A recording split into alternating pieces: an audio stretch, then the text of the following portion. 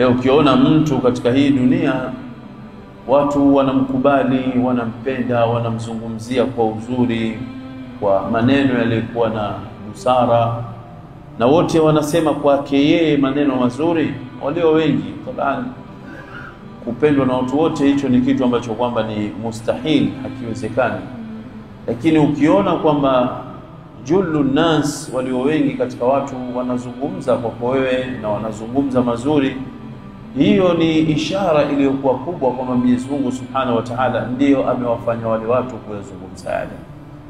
Imekuja katika hadithi ya Bwana Mtume sallallahu alaihi wasallam kwamba Mwenyezi Mungu Subhanahu wa Ta'ala anapompenda mja fulani katika waja wake, huita katika falme zake Allah Subhanahu wa Ta'ala, ufalme wake aliokuwa nao, akasema ya Jibril, ewe Jibril, inni ahbabtu abdi fulana, mimi nimempenda mja wangu fulani, mpende na wewe.